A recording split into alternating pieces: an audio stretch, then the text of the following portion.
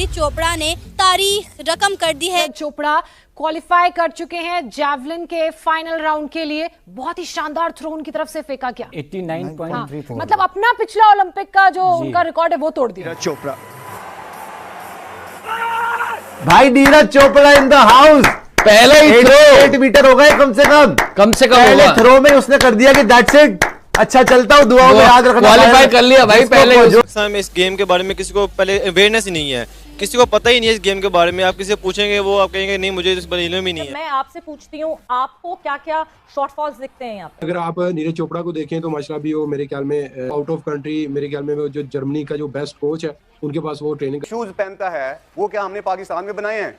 जो best shoes जो भी वर्ल्ड के जो भी उससे नीरज चोपड़ा से आप पूछ रहे हैं कि उसने कहां से लिए हैं और इसको पूछ रहे हैं इसके कहां से आए। नीरज चोपड़ा ने पूरे पाकिस्तानी 23 करोड़ बंदों का जो एक सपना था 29 साल के बाद पाकिस्तान कोई मेडल जीतेगा वो तोड़ के चकनाचूर कर दिया। ट्रेनिंग की वीडियो देखी है कि वो घर नहीं जाते और अपने तकरीबन 15-15 घंटे प्रैक्टिस करते हैं और बहुत हार्ड प्रैक्टिस करते हैं। नीरज चोपड़ा के ऊपर भारत की ओलंपिक एसोसिएशन करोड़ों रुपया खर्च करती है। चीज मुझे तंग किए जा रही है, मुझे समझ में नहीं आ रहा कि मैं क्या करूं। मैं ये कहूँगी कि बहुत खुशी होती है यार इस तरीके की पर्सनैलिटीज़ को देखे कि इस तरीके की पर्सनैलिटीज़ भी हैं जो अपने नाम पता नहीं क्या क्या करी और हम लोग क्या करें। हम लोग नखाड़ा वही निखट्टू इंसान घर में बैठे हुए हैं। कुछ एक अकेला ये पाकिस्तानी क्यों है जिसका 0 मेडल है और मेरे से मोहब्बे वतन होने का सर्टिफिकेट छीन रहे हो और सोशल मीडिया पे नीरज चोपड़ा की तस्वीरें तुम लोग शेयर कर रहे हो।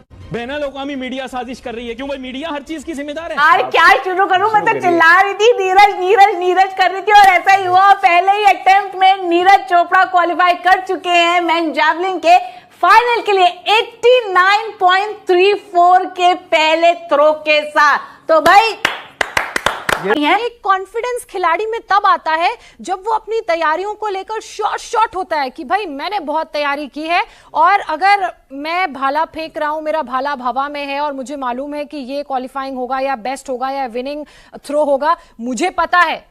तो ये कॉन्फिडेंस को अर्जित करने में कितना वक्त लग जाता है और खिलाड़ी जब इस स्टैंडर्ड का हो, नीरज चोपड़ा जैसे स्टैंडर्ड का, कहते हैं इनका तो जीन ही अलग है। ये वाला जीन, ये वाला जो जेनेटिक कोडिंग है वो मिलती नहीं है। सीधा 89 क्या आदमी है यार।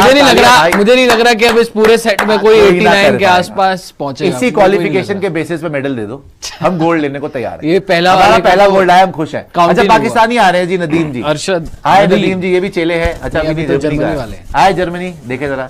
अच्छा ये इसमें मेरे को बड़ा मजा आएगा बिकॉज पता क्या है, कोई आसपास बाकी सारे आएंगे, कोशिश करेंगे, हिंदुस्तान सबसे आगे, एंजॉय लाइफ। बाकियों में क्या होता है, बाकी फेंक रहे 100 मीटर, हमारा जा रहा 50 मीटर। हम कोशिश कर गोला फेंक, गोला फेंक देखा था आपने? शॉर्ट पुट देखा था मैं। 75 नहीं है भाई, 74 उसने फेंका 89 यार। दिल ये देखते रहो, सीना चौड़ा हो जाता है बाग को देखे।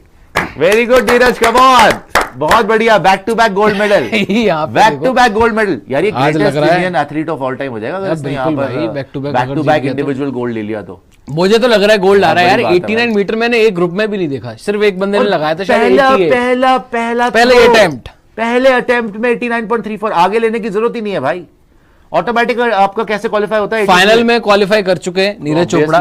84 मीटर होता है जिसको क्वालिफाई करना है। 84 मीटर अगर आपने किसी ने मार दिया ना तो ऑटोमेटिक क्वालिफिकेशन होती है। आपने 89 मार दिया, तालियां भाई।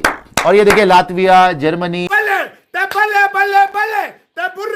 बुर्रा नीरज चोपड़ा सीजन का सबसे बेस्ट 89 प्लस का एक ही थ्रो रिक्वायर हुई, क्वालिफाई कर गया मेन राउंड। बाकी गेम्स को तो हमारी गवर्नमेंट सपोर्ट और प्रमोट करती है, लेकिन जो हमारे एथलीट हैं उन्हें बहुत इग्नोर किया जाता है। वो अपनी फैमिली के सपोर्ट के तहत जहां पहुंच सकते हैं पहुंचते हैं, लेकिन उसके बाद उनकी ग्रोथ रुक जाती है। बिल्कुल ऐसे ही है, उनकी ग्रोथ रुक जाती है और जो हमारे यहाँ टैलेंट है वो यहीं का यहीं ख़त्म हो जाता है।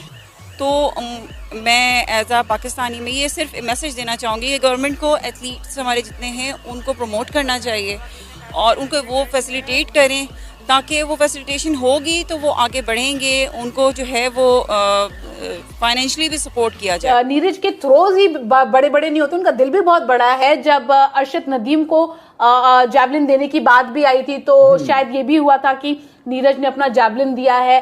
हालांकि बहुत सारी चीजें आती हैं। आई रिमेम्बर जब 2018 में जब एशियन गेम्स कवर करने में जकार्ता गई थी तो वहां पे मेरी नीरज से मुलाकात हुई थी। मैंने उनसे पूछा था कि आपकी क्या बात हुई, आपने स्पेशली अरशद को बुलाकर साथ में फोटो खिंचवाई थी। तो उन्होंने यही कहा था कि हम खेलते हैं साथ में तो ये जरूरी होती है सारी चीजें बिल्ड करना। लेकिन यहाँ पर नीरज की एक और बार तारीफ करनी होगी, जिस तरह से आपने कहा भाई। जी हाँ बिल्कुल, जिस तरह से आपने कहा कि buildup to the Paris Olympics जो है काफी ज्यादा कॉशियस अप्रोच, बहुत कॉशियस अप्रोच के साथ नीरज यहाँ पर आए थे और 3 जो है उन्होंने इवेंट्स नहीं 3 में पार्टिसिपेट किए थे और 2 में जो इंपॉर्टेंट था उसमें नहीं किया था।